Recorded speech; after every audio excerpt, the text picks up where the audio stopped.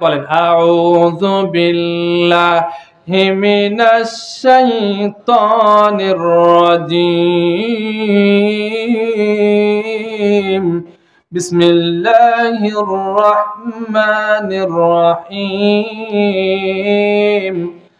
আলহাকুমুত তাকাসুর হাত্তা যুরতুমুল মাকাবির كلا سوف تعلمون ثم كلا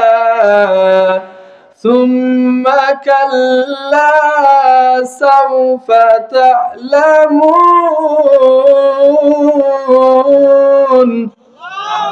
كلا لو تعلمون علم اليقين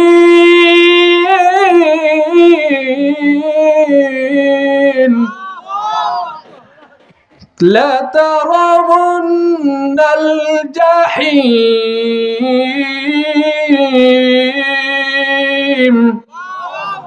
ثم لترونها عين اليقين ثم لتسألن يومئذ عن النعيم আলহাকুমুত তাকাসুর প্রাচুর্যের ধন সম্পদের প্রতিযোগিতা তাকাসুর তোমাদেরকে ভুলিয়ে রেখেছে আল্লাহ তাআলার স্মরণকে ঠিক কিনা সম্পত্তির কারণে তো অর্থের কারণেই কামাই রুজির কারণেই দেখবেন নামাজও বাদ অনেক সময় খাওয়াও বাদ হয়ে যায় ঠিক কিনা নিজের দেহকেও ঠিক রাখি না দেহটাকে বসায় ফেলতেছি কারণ আমাকে কামাই করাই লাগবে রুজি করা লাগবে দুনিয়ার জন্য যদি আপনি কামাই রুজি করার জন্য খাওয়া নাওয়া সবই ভুলে যেতে পারেন আল্লাহ রাব্বুল আলামিনের কাছে যাওয়া লাগবে এই জন্য কি প্রস্তুতি নিয়েছি সেটা কিন্তু আমাদের মাথায় রাখা দরকার মাথায় নিয়ে চলা দরকার কথা বলেন ঠিক কিনা সূরা মুলকের মধ্যে আল্লাহ তাআলা বলতেছেন আল্লাযী খালাকাল মাউতা ওয়াল হায়াতা লিয়াবলুয়াকুম আইয়ুকুম আহসানু আমালা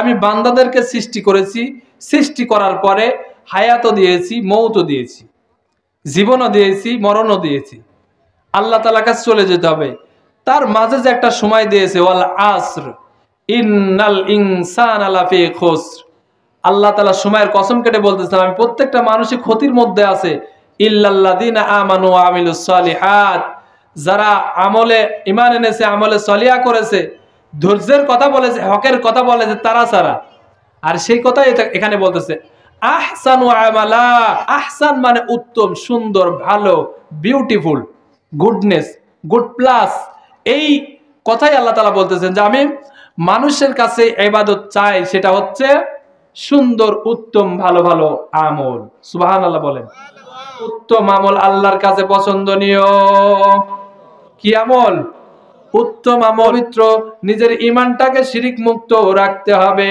শুধু খালি অর্থের পিছনে ছুটলে হবে না এটা কতক্ষণ পর্যন্ত আল্লাহ রাব্বুল আলামিন বলতেছেন এটা হচ্ছে হাত্তা যুরতুমুল মাকাবির যতক্ষণ না তোমরা কবরের সাথে সাক্ষাৎ করবে আল্লাহু আকবার ফাইদা জা আজালুহুম لا يستأخرون ساعة ولا يستقدمون كل نفس ذائقة الموت ثم إلينا ترجعون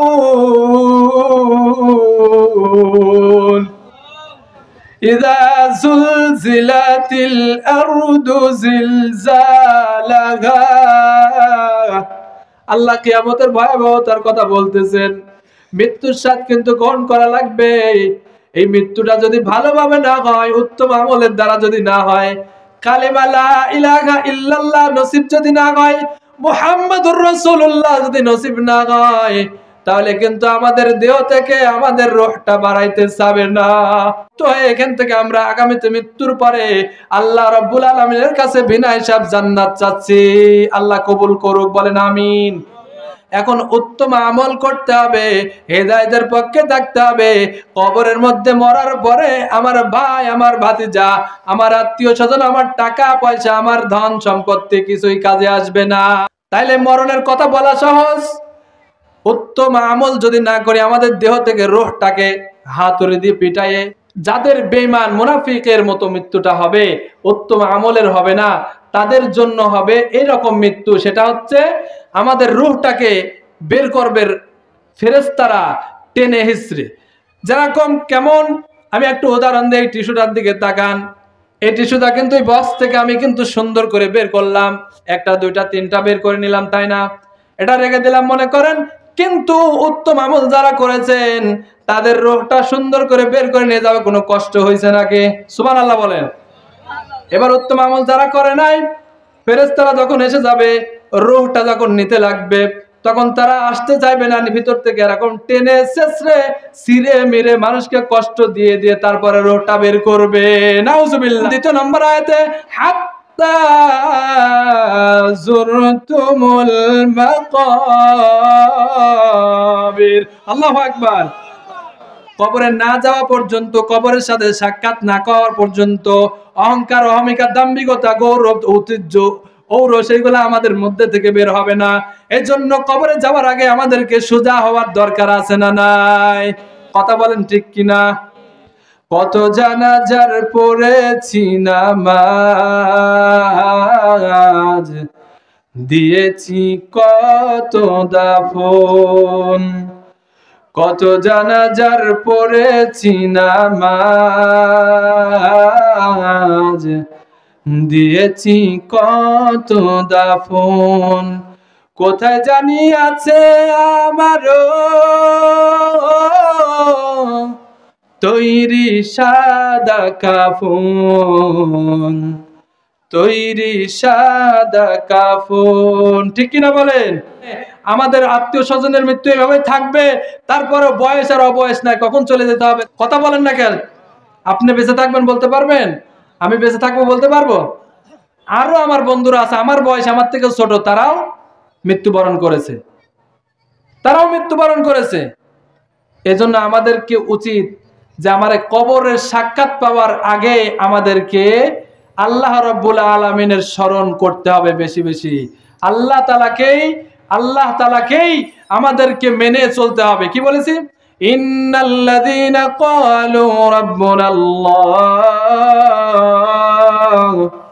সুম্মা ইসতাকামু তাতানাজ্জালু আলাইহিমুল মালাইকা, আল্লাহ তাআলাকে রব হিসাবে, মালিক হিসাবে যদি স্বীকার করে নিতে পারে, আর আল্লাহ রাব্বুল আলামিনের সমস্ত হুকুম আহকাম এর উপরে যদি নিজেকে কন্ট্রোল করে নিতে পারে, ইস্তেকামাত করতে পারে, আল্লাহ রাব্বুল আলামিন তাদের জন্য দুনিয়াতে ফেরেশতা পাঠিয়ে দিবে। সুবহানাল্লাহ। তাতানাজ্জালু আলাইহিমুল মালাইকা আল্লা তাখাফু ওয়া লা তাহজানু ওয়াবশিরু বিল জান্নাতিল্লাতী কুনতুম তুআদুন। আল্লাহু আকবার। তাদের জন্য সুসংবাদ আছে। তাদেরকে বলতেছে ভয় নাই, কোনো দুঃখ নাই, মরবা, শুধু মরবা, মরতে বাকি, জেলে যাবা সমস্যা নাই, আল্লাহ রহমত দিবে। সুবহানাল্লাহ। মরে যাবা, মরতে বাকি, জান্নাতে যাবা। নাহনু আউলিয়াউকুম ফিল হায়াতিদ দুনিয়া ওয়া ফিল আখিরাহ ওয়ালাকুম ফিহা মা তাশতাহি আনফুসুকুম ওয়ালাকুম ফিহা মা তাদদাউন। আল্লাহু আকবার। এই সমস্ত লোকজনকে ফেরেশতা দিয়ে বুঝ দিবে। এজন্য ইসলামের উপরে, ঈমানের উপরে থাকলে আল্লাহ রাব্বুল আলামিন কিয়ামতের ময়দানে জান্নাতে নুজুলাম মিন গফুরির রহিম, তাদেরকে আপ্যায়ন করাবে আল্লাহ। সুবহানাল্লাহ। হাত্তা যুরতুমুল মাকাবির কাল্লা সাওফা তাআলামুনা, কখনো না, শীঘ্র তোমরা জানবে। সুম্মা কাল্লা সাওফা তাআলামুনা, আবার বলতেছে তোমরা জানবে। কাল্লা লাউ তাআলামুনা ইলমাল ইয়াকিন, কখন নয় তোমরা যদি নিশ্চিত জ্ঞানে জানতে, লা তারাবুন্নাল জাহিম, তোমরা অবশ্যই জাহান্নামকে দেখবে, মানে জানবে মানে দেখবে। তাহলে যদি জাহান্নামকে আল্লাহ তাআলা আমাদেরকে দেখান, এটা কি ভালো হবে নাকি জান্নাত দেখালে ভালো হবে? অবশ্যই জান্নাত।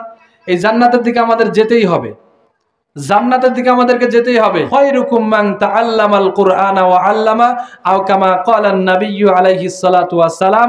আমরা সকলেই জানি যে কোরআন শিক্ষা করা ফরজ, কোরআন শিখতে হবে। কোরআন যারা শেখে তারা উত্তম, যারা শেখায় তারা উত্তম। এজন্য আমাদের বাচ্চাদেরকে মাদ্রাসায়, মসজিদে, নামাজ কালামে কোরআন শিক্ষার দিকে দেওয়ার দরকার আছে না নাই?